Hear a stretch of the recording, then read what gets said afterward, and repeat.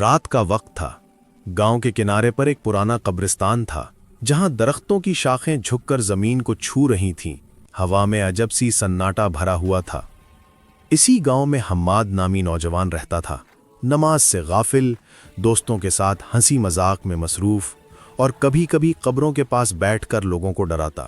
وہ کہتا، ارے یار، مردے کیا کریں گے، یہ سب کہانیاں ہیں۔ ایک رات حماد کے دوستوں نے اسے چیلنج دیا کہ اگر تم اتنے دلیر ہو تو آدھی رات کو قبرستان میں ایک رات گزار کر دکھاؤ۔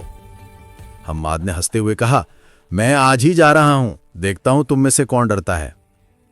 وہ ایک لالٹین اور رضائی لے کر قبرستان پہنچ گیا۔ چاند آدھا تھا، بادلوں کے پیچھے چھپتا نکلتا، اور کبھی کبھار کوئی الو چیخ مار کر خاموشی توڑ دیتا۔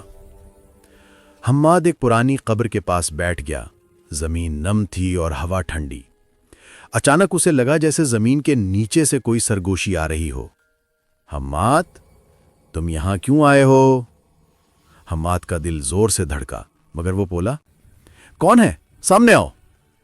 کوئی جواب نہیں، بس ہوا چلنے لگی اور لالٹین بجھ گئی۔ اندھیرا چھا گیا۔ اب فضا میں کسی کے قدموں کی چاپ سنائی دی۔ قریب ہی کسی قبر کی مٹی ہلنے لگی۔ حماد کے پیروں کے نیچے زمین جیسے لرزنے لگی۔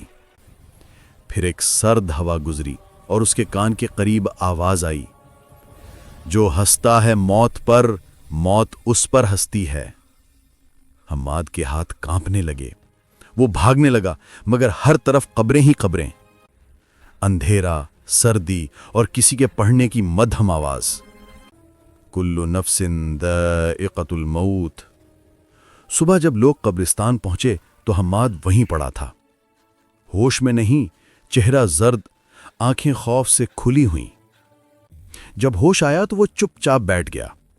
کسی نے پوچھا، کیا ہوا حماد؟ تم تو کہتے تھے مردے کچھ نہیں کرتے۔ حماد کی آنکھوں سے آنسو بہنے لگے۔ اس نے آسمان کی طرف دیکھا اور بولا، میں نے مردے نہیں دیکھے، مگر موت کو محسوس کیا۔ وہ بہت قریب تھی، بس ایمان کی کمی نے پردہ ڈال رکھا تھا۔ اس دن کے بعد حماد مسجد سے غائب نہیں ہوا۔ وہ قبرستان میں اب دوسروں کو ڈرانے نہیں جاتا، بلکہ قرآن پڑھنے جاتا ہے۔ موت ڈراؤنی نہیں، غفلت ڈراؤنی ہے۔ جو اپنی زندگی بدل لے، اس کے لیے قبر اندھیرا نہیں، روشنی ہے۔ ڈراؤنا خواب اس کے لیے ہے جو جاگنے سے انکار کرے۔